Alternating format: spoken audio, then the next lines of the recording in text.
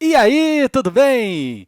Muito boas-vindas à nossa aula de número 38 do curso ICMS 360 graus, começando do zero. E na aula de hoje nós prosseguiremos no estudo de benefícios fiscais. Mas hoje você vai conhecer quais são os benefícios fiscais. Na aula passada nós tratamos da forma de concessão dos benefícios e hoje nós vamos ver quais são esses benefícios fiscais de ICMS. Os principais benefícios fiscais de ICMS eu vou colocar na telinha para você agora. Então aqui, tema benefícios fiscais, eu vou ter a isenção, a redução de base de cálculo, o crédito presumido e a anistia. Sendo que esses três primeiros aqui se relacionam ao tributo. E a anistia refere-se a penalidades. Penalidades. Eu vou começar com você tratando da anistia. A anistia veio a ser o perdão de multas e juros. O CTN fala no perdão, na dispensa de multas, mas na verdade é a dispensa de multas e juros. Nós estudamos a anistia no direito tributário e você sabe que a anistia só vem depois da infração. A linha do tempo da anistia é a seguinte, ó. Tá aqui, uma infração é cometida, aí eu tenho a aplicação das penalidades e aqui pode vir a lei que estabelece a anistia. E por que isso? Imagine se a anistia fosse antes aqui.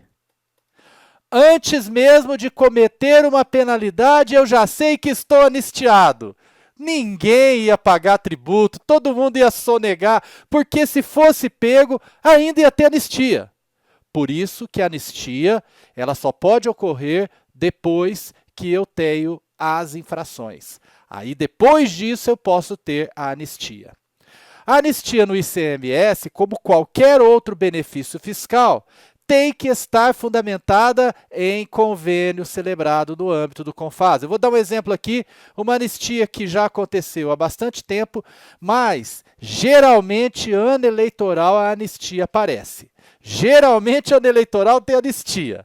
Olha só, essa lei aqui, essa anistia aqui, melhor dizendo, aconteceu no estado de São Paulo, por meio do decreto 58.811 de 2012.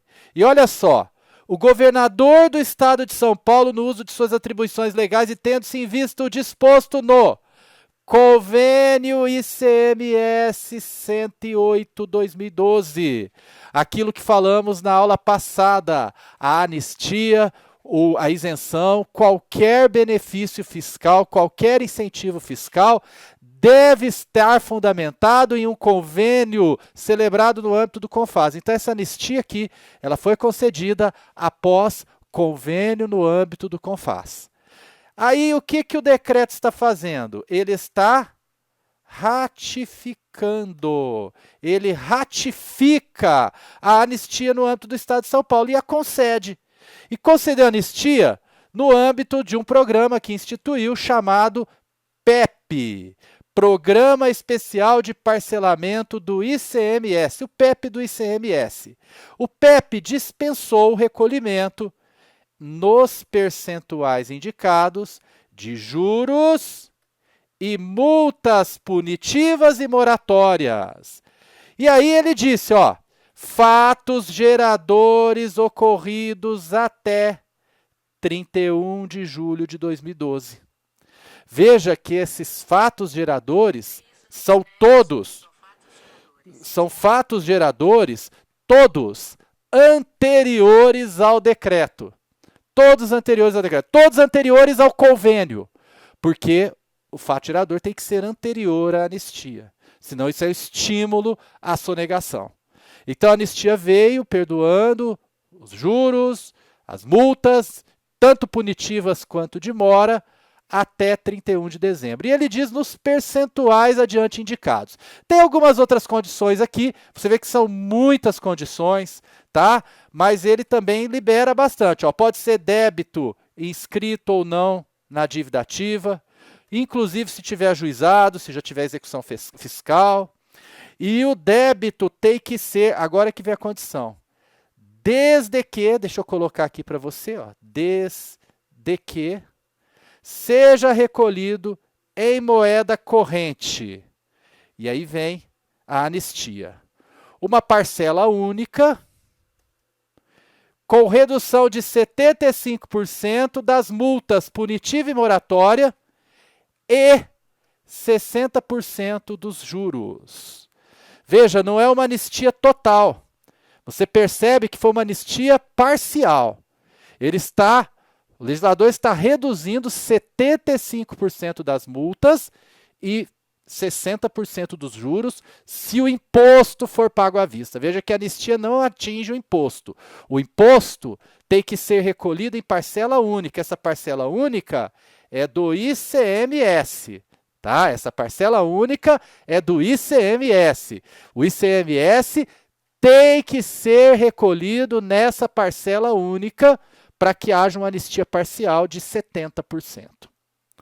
E também ele vai dando outras possibilidades. Por exemplo, ele deu a possibilidade de recolher em até 120 parcelas.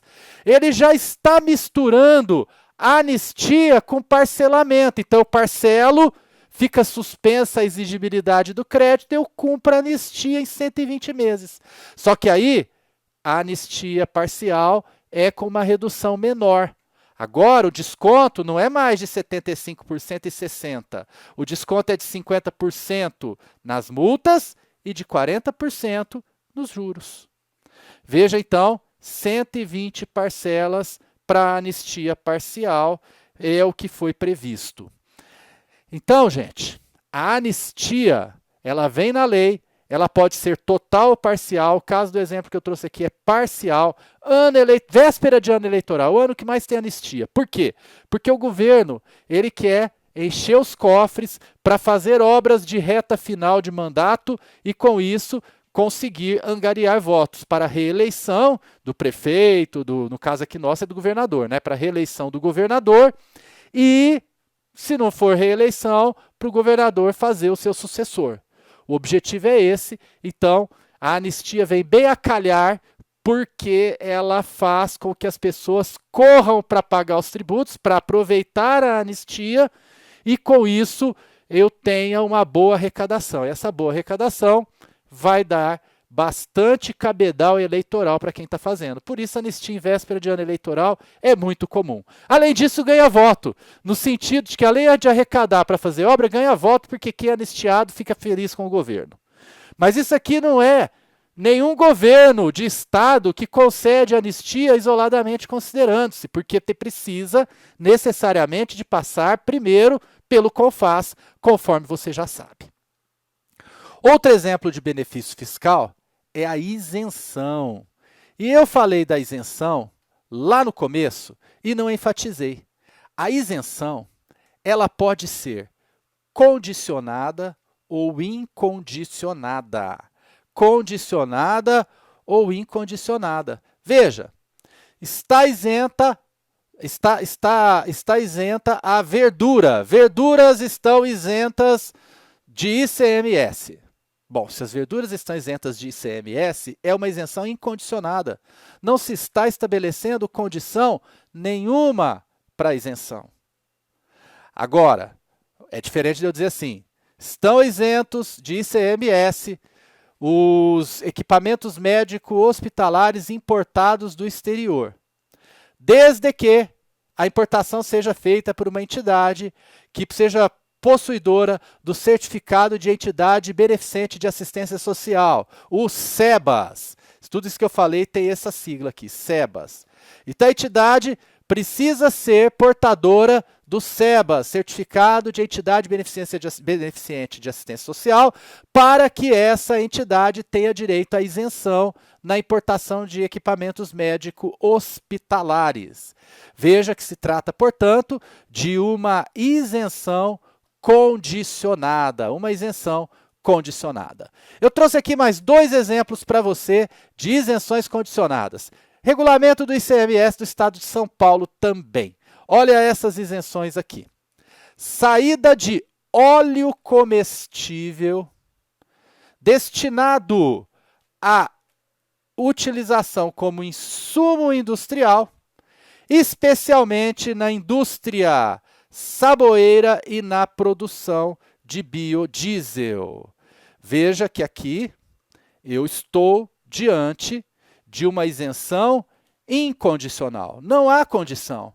Basta que seja óleo comestível de uso industrial que eu tenho aí a isenção. É uma isenção. Muitos vão dizer, essa é condicionada porque está condicionando a destinação. Tá? Está condicionando a destinação. Ó. Então tem que ser óleo comestível usado, destinado à utilização como insumo industrial. Veja, aqui é a natureza do óleo, né? Então não vou dizer que é um condicionamento, mas para alguns seria uma isenção condicionada e temos que respeitar essas opiniões. Por quê? Porque vai se dizer que o uso industrial do óleo comestível usado para a produção de biodiesel e sabão já é uma condição, só o fato de falar que tem que ser de uso industrial. Eu entendo que é a natureza daquele óleo usado, mas se alguém disser que é condicionada também. Isso não importa muito para você. O que a gente tem que ver é que nós temos que ver, que a gente tem que entender é que nós temos que ver todos os requisitos da isenção, todos os detalhamentos. E aqui tem alguns, né? Então não é qualquer óleo comestível, é o óleo comestível destinado a uso industrial e o óleo comestível usado. E aqui, veja, as palavras não são inúteis, especialmente na indústria saboeira e de biodiesel. Quando ele diz especialmente, ele diz exclusivamente? Não. Então, o óleo comestível usado pode ser destinado a outras indústrias que não essas duas. Temos que analisar a isenção e as isenções interpretam-se de maneira literal. Então, tem que prestar bastante atenção nisso. Agora, uma isenção que é claramente condicionada, essa não gera dúvidas. Está aqui, ó. O anexo 1, artigo 14 do regulamento do ICMS do Estado de São Paulo, prevê que há isenção nas operações com hortifrutigranjeiros. Aí você fala, hortifrutigranjeiro é fácil, né? Verduras, legumes, ovos. Excelente, é isso mesmo. Só que essa isenção é condicionada, porque vem parágrafos condicionando essa isenção a uma série de condições, né? Estabelecendo uma série de condições para essa isenção. Condicionando essa isenção a uma série de condições ficou bom, hein? Mas condicionando essa isenção. Veja, para que haja o direito à isenção, tem que ser produto em estado natural. Olha só a isenção, essa é a condição. Não pode ser hortifrutigranjeiro que tenha passado por qualquer processo de industrialização, inclusive beneficiamento. Está condicionando a que seja estado natural. E ainda eu tenho uma outra regrinha aqui muito importante. Às vezes, o convênio autoriza a isenção e autoriza, além da isenção, a manutenção do crédito. E esse é um caso. Inexigibilidade do estorno do crédito de ICMS aqui. Inexigibilidade do estorno do crédito de ICMS.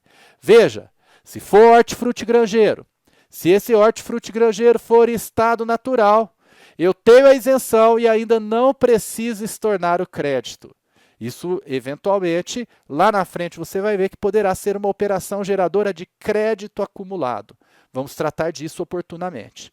Mas nesse momento, o que eu quero que você entenda é que a isenção, ela depende dessa condição. Tem que ser em estado natural e que ter o benefício adicional de não ter que estornar o crédito. Perfeito? Muito bom. Aqui, um outro benefício. Redução de base de cálculo. A redução de base de cálculo ela pode ser feita sob várias técnicas. A redução de base de cálculo pode ser, por exemplo, que reduz a base de cálculo num percentual. Ou pode ser a redução de modo que a carga tributária resulte em X. Aí eu vou ter que fazer regra de 3. Eu vou dar esses exemplos para você. Primeiro exemplo aqui. Então vamos lá. Primeiro aqui, deixa eu explicar. Adoção de bases de cálculo reduzidas em substituição ao sistema normal. Normalmente, veda-se a utilização de quaisquer créditos fiscais. Então veja que quando eu caminho para uma redução de base de cálculo, os créditos fiscais são vedados. Tudo bem? Bom, aí vem a redução, exemplificativamente. 20% do valor da operação na saída de máquinas, móveis e roupas usados, adquiridos de particulares para comercialização, e cujas entradas, olha a condição aqui, sejam regularmente escrituradas no livro do estabelecimento. Essa é a redução de base de cálculo do Regulamento de Pernambuco, artigo 24 do Regulamento de Pernambuco. Então ele exige, primeiro, que a redução seja adotada em substituição a quaisquer créditos, ao sistema normal de apuração, e ele veda a utilização de quaisquer créditos de ICMS. Então essa aqui é uma situação bem específica de redução de base de cálculo, tá? Ele está vedando. Então, quando eu adoto a redução de base de cálculo, eu não posso usar crédito. Inclusive, o crédito proporcional ao que eu tenho direito, porque funciona assim, ó. Via de regra, estabelecimento X, ele tem um crédito de 100%, e aqui ele tem uma isenção de 50%. Então, ele tem que estornar parcialmente o crédito, para o crédito ficar só 50%. É assim que funciona. Aqui não. Na legislação de Pernambuco, para essa isenção que a gente está analisando, a partir do momento que eu tenho a redução da base de cálculo para 20% do valor da operação de saída, esquece o crédito. Eu não posso aproveitar o meu crédito.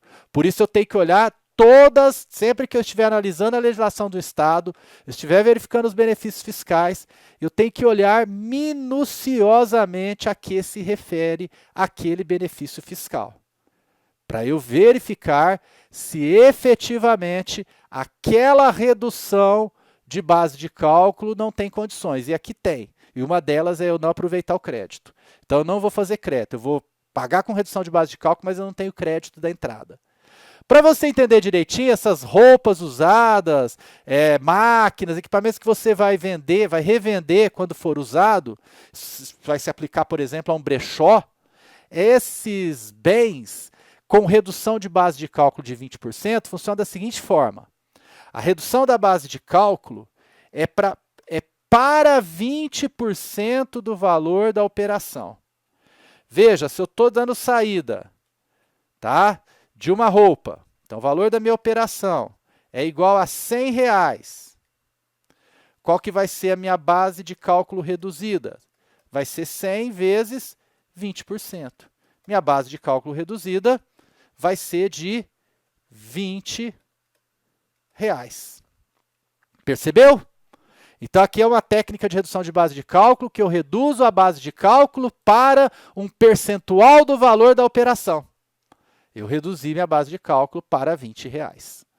Outra forma de redução de base de cálculo que aparece muito. Aviões, helicópteros, planadores e outras aeronaves. Redução de forma que a carga tributária seja equivalente a 4%. Veja, a base de cálculo reduzida aqui é igual a uma carga tributária igual a 4%. Basicamente é o seguinte, Se o helicóptero custa 1 milhão, vamos pôr aqui 1 milhão, e a base de cálculo foi reduzida de modo que a carga tributária seja 7%, vamos imaginar que a carga tributária normal fosse 18%. Mas eu vou ter que fazer com que a carga tributária seja 4%. Então, se a carga tributária fosse 18, era para 1 milhão a base de cálculo. Só que a carga tributária tem que ser 4%. Então, eu tenho que ver qual que vai ser a minha base de cálculo. Aí, deixa eu colocar aqui, ao invés de x, né, base de cálculo reduzida, para que a carga tributária resulte em 4%. Aí é só fazer a nossa continha. Eu vou multiplicar em cruz, né, como é em x, né, como é nas regras de 3. Então, a minha base de cálculo reduzida vai ser igual a 4 milhões, né, porque eu multipliquei ali por 4, dividido por 18. A minha base de cálculo reduzida vai ser 4 milhões dividido por 18. Então, a minha base de cálculo reduzida vai ser igual, para que a carga tributária resulte em 4%, a minha base de cálculo reduzida vai ser de R$ 222 mil. Então, aqui vai ser igual, deixa eu pôr para o lado aqui, R$ 222 mil. E não mais R$ 1 milhão. Por quê? Porque a carga tributária era 18 e agora ela vai ter que ser proporcional a 4 pela base de cálculo reduzida. Veja que essa redução de base de cálculo, ela tem a exigência de estorno proporcional à redução. Então, aqui, ó, eu posso usar o crédito. Só que com estorno proporcional à redução. Eu vou proporcionalizar. Eu vou ter que fazer a regra de 3 lá para estornar o meu crédito também. Eu não vou poder usar o crédito todo da operação anterior. O meu crédito vai ser proporcional a essa redução de 18 para 4 na carga tributária. Perfeito? Eu também tenho aqui outras situações que, por exemplo, dão direito à manutenção integral do crédito. Saídas interestaduais de adubo simples. Tudo é exemplo de Pernambuco. Redução para 70% do valor da operação com dispensa de estorno. Essa aqui é parecida com aquela primeira, das roupas, móveis usados, com a diferença que lá acho que é igual. Lá, não, a diferença é que lá eu não podia usar crédito nenhum. E aqui eu tenho dispensa de estorno. Nosso primeiro exemplo, vamos voltar nele? Olha lá o primeiro exemplo. Primeiro exemplo, vedação à utilização de qualquer crédito. Nesse exemplo agora, da saída de adubo simples, a redução redução de base de cálculo para 70% e dispensa do estorno. Eu não tenho mais que estornar o crédito. Perfeito? Então, outro tipo de benefício. Esses benefícios são os mais comuns. A anistia, a isenção, a redução de base de cálculo. E outro benefício muito usado no âmbito do ICMS é o crédito presumido ou crédito outorgado.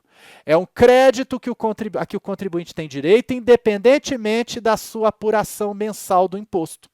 É o crédito outorgado, né? Ele é concedido e não precisa fazer apuração do imposto para ter esse crédito. Esse crédito, a legislação já estabelece, já pré-estabelece quanto é esse crédito. Veja aqui exemplos de créditos outorgados ou presumidos. Em Pernambuco, o legislador está chamando de crédito presumido. Fica concedido crédito presumido.